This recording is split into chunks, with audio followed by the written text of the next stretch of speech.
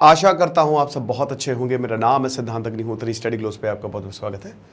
तो 9वां लेक्चर है ये भैया, ठीक है। और फ्लो का आज क्लास शुरू होगी 5 बजे। अगर आपने अभी तक टेलीग्राम ग्रुप को नहीं ज्वाइन किया है तो आप फटाक से टेलीग्राम ग्रुप को ज्वाइन कर लें। नंबर पे मैसेज कर सकते हैं व्हाट्सएप रिसीट के साथ, नहीं तो आप ऐप पे चले जाइए, वहाँ पे आपको हर घंटे जो है वो लिंक शेयर हो रहा है। तो आज 5 बजे जो है वो क्लास शुरू होगी। तो सबसे पहले हम बात करेंगे, आज तुगलक सम शुरू करेंगे। तो इससे पहले हमने ख़त्म कर दिया था किसको, खिलजीस को, और अभी हम तुगलक की बात करेंगे। फिरोज शाह तुगलक, इसके बाद अभी हम घियासुद्दीन तुगलक और मोहम्मद बिन तुगलक की बात करेंगे। तो मुबारक खिलजी तक हमने देख लिया था। हमने आपको बताया था कि 1320 में मुबारक खिलजी को खुसरो खान ने मार दिया। खुसरो खान को घियासुद्दीन तुगलक ने मार दिया। कौन था ये, इसके बारे में हमको ज़्यादा जानकारी नहीं मिलती है, लेकिन अलाउद्दीन खिलजी बड़ा इंप्रेस था और इसको दीपालपुर और मुल्तान का गवर्नर बना दिया था कि जाओ बेटा तुम गवर्नर हो। अब जब मुबारक खिलजी का हमने पिछली बार देखा था कि कैसा किस तरीके का टेरर था, मतलब लोग परेशान हो गए थे उसके कि भाई पागल इंसान है ये, इसको किसी तरीके से हटा दो, है ना। तो काफ़ी ज़्यादा टेरर था, आतंक था बेसिकली। तो अब हुआ ये कि मुबारक खिलजी को हटाया, हट भग। तो मुबारक खिलजी उस समय बहुत सारे पत्र लिखे घियासुद्दीन तुगलक ने कि इसको हटाओ हटाओ, नहीं हुआ, हारा वो, मतलब खुसरो खान ने मार दिया मुबारक खिलजी को। फिर इसने खुसरो खान से जाके जंग लड़ ली, खुसरो खान को हराया और ये बैठ गया गद्दी पे। तो घियासुद्दीन तुगलक को किसी ने भी अपोज नहीं किया। क्यों अपोज नहीं किया? क्योंकि एक तो ये टर्क था, ठीक है, और टर्क्स जो थे वो बढ़िया थे, मतलब सभी टर्क्स थे, नोबेल्स भी टर्क्स थे। तो जाहिर सी बात है कि कोई और को वो नहीं चुनेंगे, कोई औरत या कोई टर्क्स या कोई अफगान और टर्क नहीं, आप ही को चुनेंगे। तो बेसिकली टर्क। दूसरा पॉइंट ये कि इसने बड़े अच्छे से ट्रीट किया नोबेल्स को। जैसे अलाउद्दीन खिलजी ने नोबेल्स को मरवा दिया था, है ना। अलाउद्दीन खिलजी ने क्या किया था कि जिन नोबेल्स ने अलाउद्दीन खिलजी के लिए काम किया, जलालुद्दीन को धोखा दिया, उसको खत्म कर दिया। अलाउद्दीन खिलजी का मानना था कि आज ये इनको धोखा दे रहे, कल को हमको धोखा देंगे, लेकिन इसने नोबेल्स को बहुत अच्छे से ट्रीट किया। जितने भी लोग थे ना, जितने भी सोल्जर्स थे, पिता समान सलूक करता था ये कि मैं तुम्हारा पिता और टेंशन ना लो। उसके बाद इसने टैक्सेस कम किए। जैसे खिलजियों में तो बहुत टैक्सेस, अनाप शनाप ढेरों टैक्सेस, तो इसने टैक्सेस 1/5 और 1/3 बस, इससे ज्यादा नहीं। 20%, 33% मैक्सिमम, इससे ज्यादा जो है वो टैक्स ना लगाओ। हिंदुओं की हालत बहुत खराब हो गई थी। इसके समय में बेटर हुई, बहुत अच्छी तो नहीं, बेटर हुई, क्योंकि अलाउद्दीन खिलजी चाहता था कि कोई हिंदू अमीर ना बने, लेकिन इसने बोला ठीक है, तो ऑफिसर्स को बोला ऐसा नहीं है, एकदम रखने दो, कोई प्रॉब्लम नहीं है, बट एक लिमिट तक ही रखने देना। मार्केट को दोबारा रिस्टोर किया, मार्केट जो फिक्सिंग प्राइस थे वो हटाया। नहर सिस्टम जो है वो घियासुद्दीन तुगलक लेके आया था, याद रखिएगा, ये बड़ा इंपॉर्टेंट सवाल है। नहर सिस्टम, इसने नहर को इसने बहुत, सिस्टम क्या मतलब, बहुत अच्छे से इसने नहरों को जो है वो ऑर्गेनाइज किया, क्योंकि खेती चाहिए थी और खेत में पानी चाहिए था, तो इसने खेतों को नहरों से जोड़ दिया। तो उसने काफी नहर बनाई। बाद में फिरोज शाह तुगलक जो है वो उसको एक कदम आगे ले गया, जब उसने 4 नहर और बनवा दी, ताकि खेती जो है वो बहुत अच्छी हो सके। और इसका नाम गाजी मलिक था बेसिकली, ठीक है। अब इसका बेटा था उलुग खान। अच्छा, 2 इसने, एक और चीज आपको बता दूं कि इसने 2 जो है वो रिवोल्ट सप्रेस किए थे। एक बार बंगाल में हो गया था, बंगाल में 3 भाइयों के बीच में रिवोल्ट हो गया था, ठीक है। तो फाइनली ये गया और उसने 2 को हटाया और नासिरुद्दीन को बोला कि आज से तुम रूल करना, बंगाल में रिवोल्ट। फिर वारंगल, मतलब उस समय वारंगल बोला जाता था, तेलंगाना, आज का तेलंगाना, मतलब आज का आंध्रा। तो वहां पे जो काकतिया किंगडम अपने बेटे मोहम्मद बिन तुगलक को भेजा, ये इंसान मोहम्मद बिन तुगलक को भेजा कि जाओ, 1321 की बात है, 1320 में ही आया था, 1320 से लेकर 1325 तक था। तो इसने मोहम्मद बिन तुगलक को भेजा कि जाओ बेटा उसको हराओ। तो ये पहला अटेम्प्ट इनका फेल हुआ, कोई बात नहीं, माफ कर दिया। लेकिन दूसरे अटेम्प्ट में सक्सेसफुल हुई और भैया राजा रुद्र को लेके आए, और उसके बाद फिर जो है वहाँ पे इन्होंने पूरा उसको सबड्यू किया, उस किंगडम को। फाइनली मोहम्मद बिन तुगलक ने ही घियासुद्दीन तुगलक को मरवा दिया। हुआ क्या, किसने बड़ा सा पवेलियन बनाया, गद्दी चाहिए थी मोहम्मद बिन तुगलक को, और बोला जैसे ही पिताजी आएंगे ये तख्ता टूटेगा और उसमें गिर के मर जाएंगे। यही हुआ, पवेलियन एकदम खोखला था, हाथी से आए घियासुद्दीन तुगलक, टूटा तड़ताड़, हाथी उनके ऊपर, खेल खत्म। अब मोहम्मद बिन तुगलक को सत्ता मिली। मोहम्मद बिन तुगलक के बारे में जानते हैं हम, है ना। तो मोहम्मद बिन तुगलक बेसिकली देखिए, जो इंपॉर्टेंट है घियासुद्दीन तुगलक के लिए इतना ही इंपॉर्टेंट था, ठीक है, इससे ज्यादा नहीं आपको पढ़ना है। मोहम्मद बिन तुगलक का नाम था एक उलुग खान, और एक जौना खान। ये दो याद रखिएगा, क्योंकि ये वन वर्ड में एसएससी के एग्जाम्स में तो सीधा सीधा सवाल पूछ लिया जाता है। उलुग खान और जौना खान, ये इसका नाम था। बाद में इसने अपना नाम मोहम्मद बिन तुगलक रख दिया। क्या तरीका। 1325 से लेकर 1351 तक ये रहा, ठीक है। 26 साल तक इसने रूल किया। अब मोहम्मद बिन तुगलक के बारे में जानते हैं, आपको बता दूं, ठीक है। मोहम्मद बिन तुगलक जो है भैया, ये मतलब समझ लीजिए कि राजा बेटा। मोहम्मद बिन तुगलक राजा बेटा, हर एक ऐसा बेटा, हर कोई जो चाहे कि यार बेटा हो तो ऐसा ही हो। एस्ट्रोनॉमी, मैथमेटिक्स, साइंस, राइटिंग क्या बढ़िया, गजब का कैलीग्राफिस्ट, भाषाओं का ज्ञाता, हाईली इंटेलिजेंट पर्सन, इतना इंटेलिजेंट। अब जाहिर सी बात है कि अब कोई अगर देखिए, हर इंसान चाहता है कि जो हमारा साम्राज्य है, देश है, राज्य है, शहर है, उसमें पढ़े लिखे इंसान है। एक पढ़े लिखे इंसान को बहुत जानकारी होती है और वही समाज को आगे लेके जाते, ज्ञानी आगे लेके जाते, वे महाज्ञानी। अब लोगों को लगा कि भाई ये तो कमाल ही कर देगा। लोगों ने इसका बहुत अच्छे से स्वागत किया कि अरे भैया मोहम्मद बिन तुगलक आए हैं भैया, ये इससे बढ़िया तो कोई हो ही नहीं सकता, MBT कमाल कर देंगे ये। All bow to the king Mohammad bin Tughlaq, everyone was there. और हर किसी ने मोहम्मद बिन तुगलक को सपोर्ट किया कि भाई तुम ही हो हमारे राजा, तुमसे बढ़िया कोई है ही नहीं, तुमको हर एक चीज के तो नॉलेज है यार। लेकिन देखिए यही फर्क होता है, नॉलेज से फर्क नहीं पड़ता है, फर्क पड़ता है आपकी कॉमन सेंस से। पढ़ाई से, किताबें रटने चाटने से कोई फर्क नहीं पड़ेगा, लेकिन वो ये जरूर काउंट होगा कि आपका कॉमन सेंस क्या है, क्या फैसला ले रहे हैं, सिचुएशन के हिसाब से आप फैसला ले रहे हैं कि नहीं ले रहे हैं। एक पढ़ा लिखा इंसान, अब अलाउद्दीन खिलजी को देखिए, वो अनपढ़ था लेकिन क्या भयानक तगड़े तरीके से उसने रूल किया, ये चीज है। तो चलिए हम इसके 4 ब्लंडर्स की बात करते हैं, ठीक है। सबसे पहले तो इसकी रेवेन्यू पॉलिसी। फर्स्ट, ये पूरा बहुत एक्सपेंशन हो गया था तुगलक के समय, तो पहली जो है वो इसकी रेवेन्यू पॉलिसी। अब इसकी जो रेवेन्यू पॉलिसी थी, ठीक है, ऐसे नहीं करते हैं, ऐसे करते हैं, है ना। जो इसकी रेवेन्यू पॉलिसी थी, इसने टैक्स बहुत ज्यादा बढ़ा दिया, आधा आधा टैक्स देना पड़ता था लोगों के पास। लोगों को देखिए 1325 में आया, इसको लगा कि भाई पैसे चाहिए सबसे पहले तो पैसे के लिए हमको रेवेन्यू चाहिए। रेवेन्यू के लिए खूब टैक्स लगाओ, जितना हो सके जो है वो टैक्स लगाओ लोगों के ऊपर, और लोग जो है वो ढेरों खूब सारा जो है वो पैसा देंगे।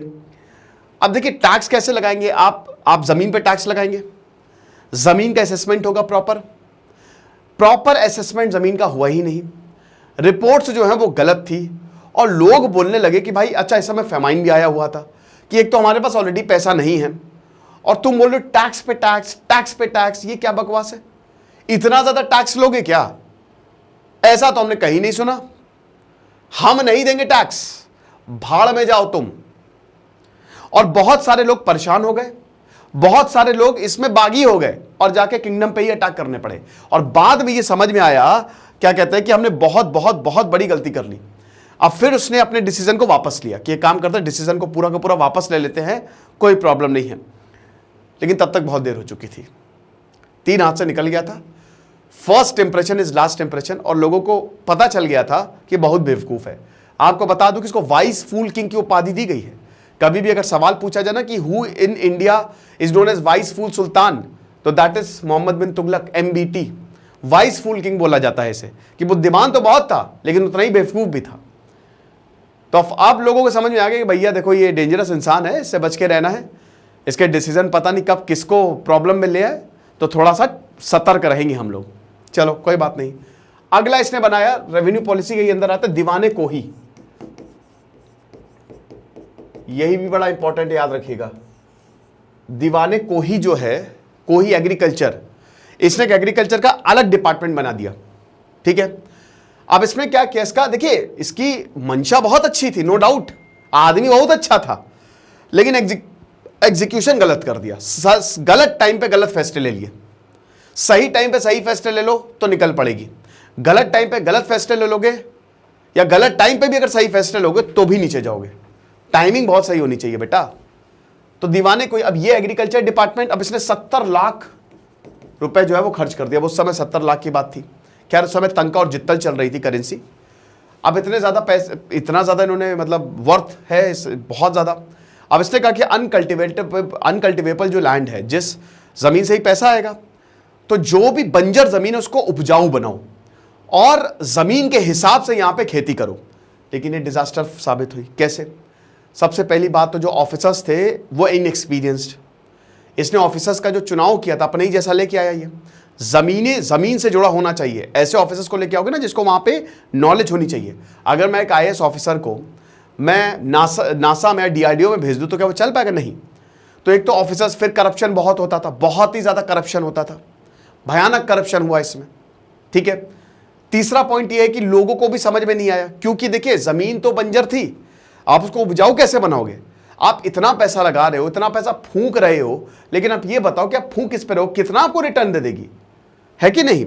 ठीक है। तो इन सब चीज़ों की वजह से ये पूरी तरीके से फेल हो गई और ये 2 साल के अंदर अंदर हुआ 1327 आ गया था।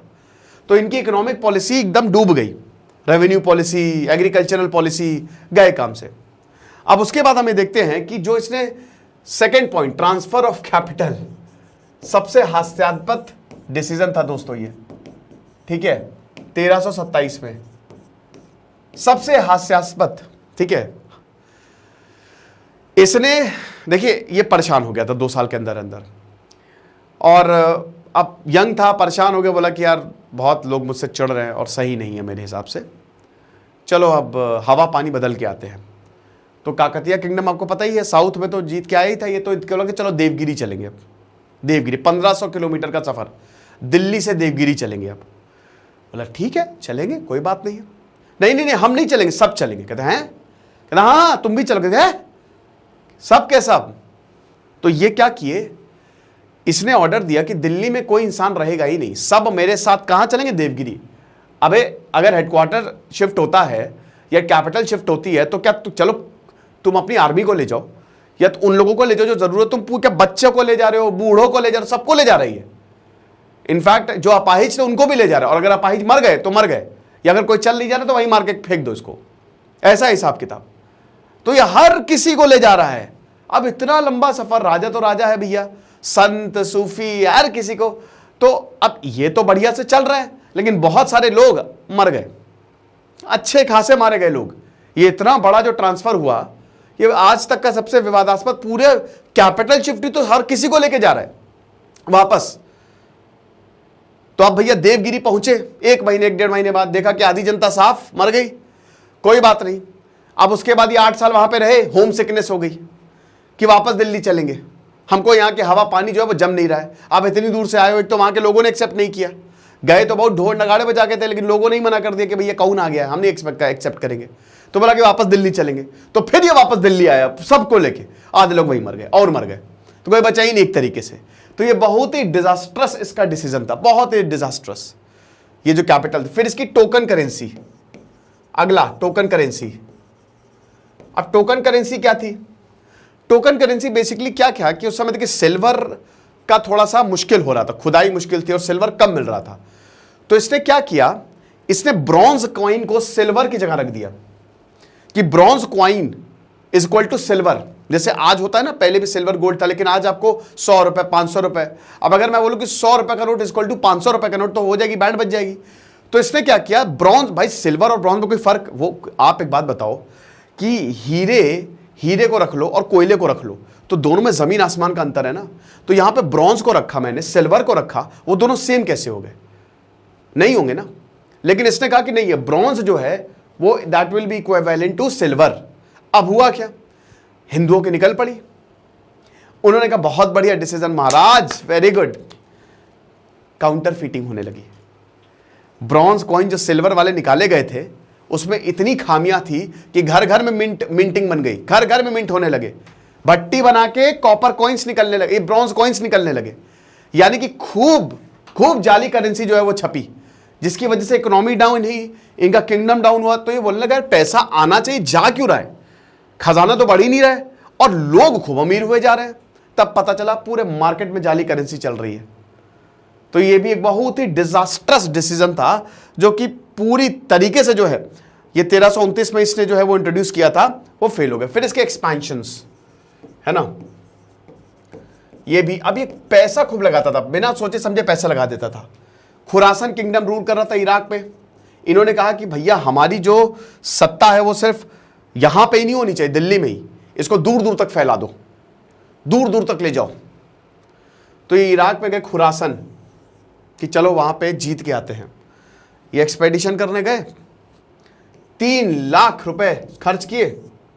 ऑफिसर्स ने बोला हम नहीं जाएंगे, बीच से ही वापस आ गए क्योंकि हम पीटे जाएंगे बहुत ज्यादा। सेम कराजल एक्सपेडिशन के साथ हुआ। मंगोल्स अगेन अटैक करते थे। भाई देखो, अलाउद्दीन खिलजी के समय चुप हो गए थे मंगोल, लेकिन अटैक कर रहे थे। इनके समय भी अटैक किए, डर के मारे बैठ गए। ये मंगोल्स को पैसा देने लगे कि भाई देखो लोग वैसे ही बहुत ज़्यादा टेंशन में हैं, ये अटैक करेंगे और ज़्यादा दिक्कत हो जाएगी, अगर हम हार बार गए तो और बेइज्जती हो जाएगी, तो इससे अच्छा लो पैसा लो तुम, ठीक है। तो ये सारी चीज़ें जो हैं वो एक तरीके से हुई हैं। ओके, तो अब मोहम्मद बिन तुगलक कि ये जो 4 डिसीजन थे बहुत ही डिजास्टर्स थे, जिसकी वजह से इसको वाइस फूल किंग कहा जाता था। फिर 1391 में ही एक एक्सपेडिशन के दौरान इसकी मृत्यु हो गई। और इसका जीवन, कुछ अच्छे काम भी किया, ऐसा नहीं है, ठीक है, लेकिन ज़्यादातर काम इसके बड़े अजीब व गरीब और अटपटे रहे। अब अगले हम फिरोज शाह तुगलक के बारे में जानेंगे, फिरोज शाह तुगलक और लेटर तुगलक के बारे में, और फिर हम तुगलक्स को खत्म करेंगे। तो ये लेक्चर था, आई होप आपको समझ में आएगा, अच्छा लगा होगा। बाकी जैसा कि हमने बताया, शानदार फ्लो का कोर्स, इसको आप ज़रूर अवेल करें। आज 5 बजे क्लास होगी। Thank you so much.